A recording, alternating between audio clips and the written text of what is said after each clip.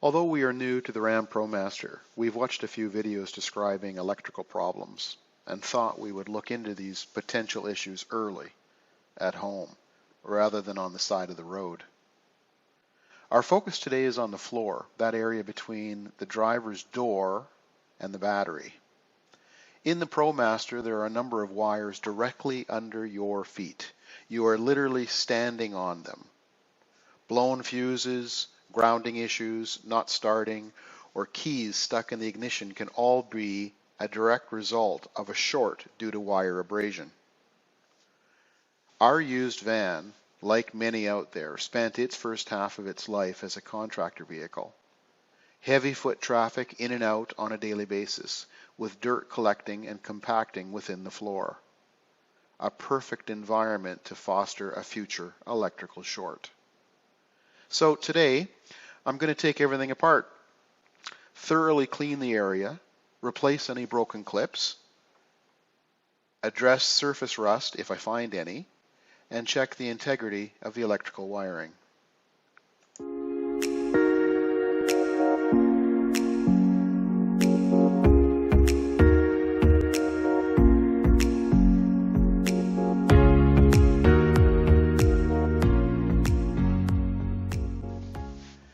In these pictures, the driver's entry plastic footwell has been removed.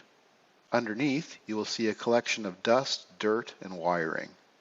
Dirt is everywhere, packed in amongst the electrical cabling. Dirt works like sandpaper on paint between body panels. It's so abrasive, paint is removed, exposing metal, which then of course rusts. Here I'm holding back the driver's door, weather stripping at the bottom of the footwell. I found a ½ inch of mud below the plastic footwell and the metal frame, with exposed rusting metal beneath the mud.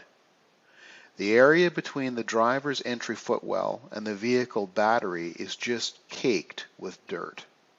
Numerous Promaster electrical problems are found right here. This has to be cleaned and the wires have to be inspected. Everything is filthy. Looking just in front of the driver's seat at the electrical cradle, this has to come out to clean the area properly.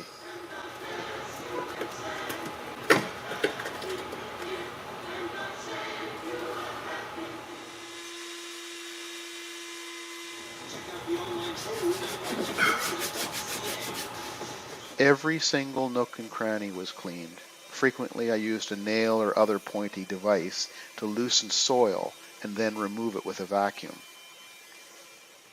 Here I'm using steel wool to roughen up the exposed paint area in preparation for primer. Adding the first of 2 coats of primer.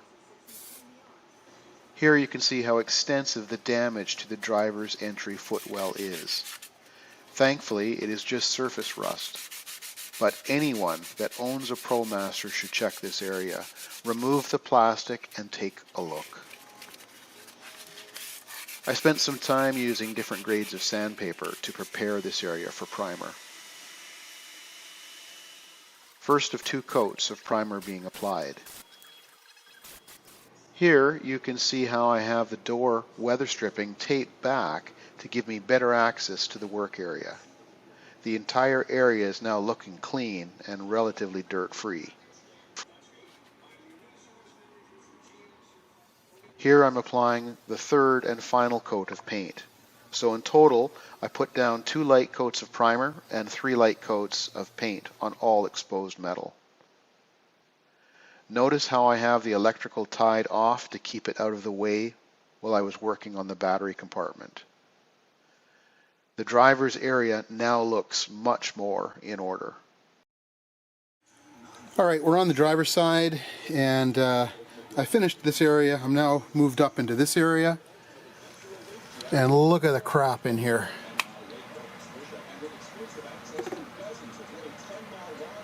So I'll get in there with the vacuum cleaner and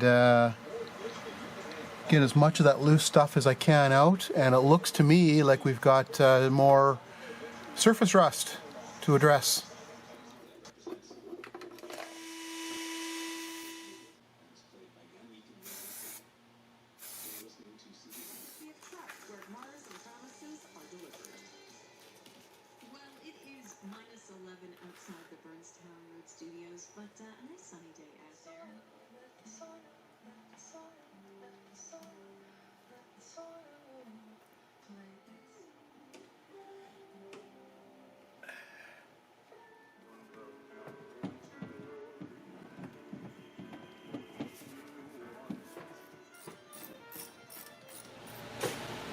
Okay, here's the game plan.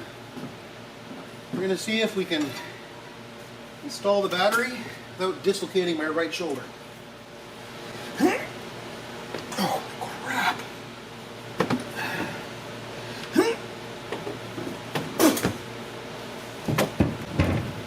Holy crap. Oh.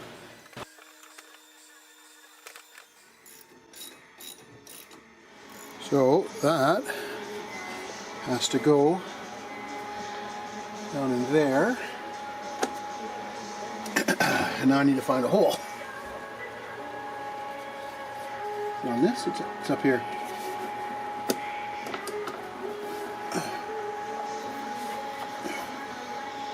Right there. Alright, there's my vent outside. The battery's back in.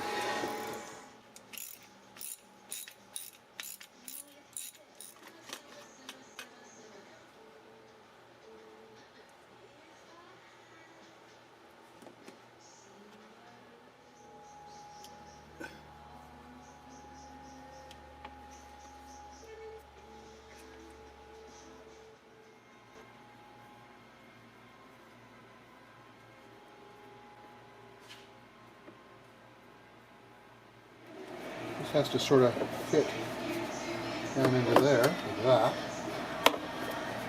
That sort of works. That is in, that's in the hole.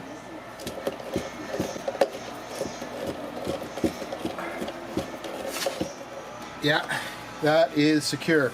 So this is in. 3 here, 3 there. There's one back here hidden underneath the emergency brake, but you can't see it. And I don't even have the dummy plug for that. It was missing, and it'll be covered up in a minute anyway. Looks like this way, or this way? This way. All right, done. Okay, this was a really fun piece. It was, of course, a few days ago I took it apart and didn't take any pictures of that. And you know, you look and there's a couple little bolts sticking out here and there. You think, okay, I might capture this one, might capture that one, and then you see this steering drive shaft. I can wiggle it right there. And I was tucking it, I was trying to get it in behind it, and then trying to figure out how this area here sort of pops down into the hole here. But it doesn't go behind it at all. So there's 10 minutes of video I'm not wasting. It goes in front. And I can't remember if I put the bottom in first. Yeah, put the bottom in first. And then you just sort of bend it a little bit. Get my head out of the way. Oh no, it's not. It's right there. So it goes on there, and that's it. Not a perfect. So it's kind of weird. It sort of hides, I guess. It keeps you from sticking your foot into the steering column, I guess. You got a footrest there when you're not on the brake. But that's it. That one's snug.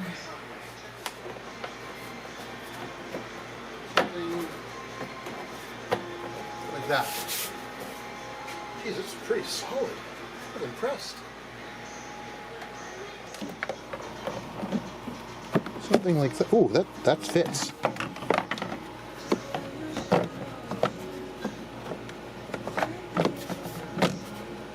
Ooh, that's it.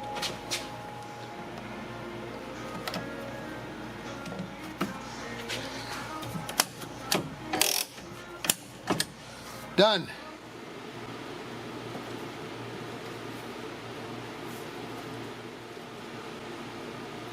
There we go. That's better. So that sits right down like that.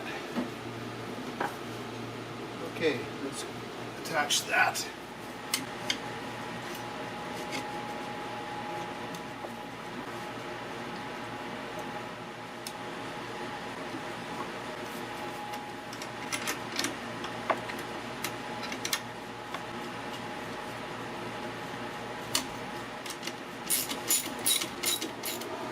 This is the ground wire. I'm actually not connecting this right now. It goes bolts in here. Here, and connects to the ground. I'll be connecting this after I finish the work on the swivel seats. For now, I'm just going to drop it in the box so I can find it later. That's looking a little better. Yeah. Walk down this front one. There we go.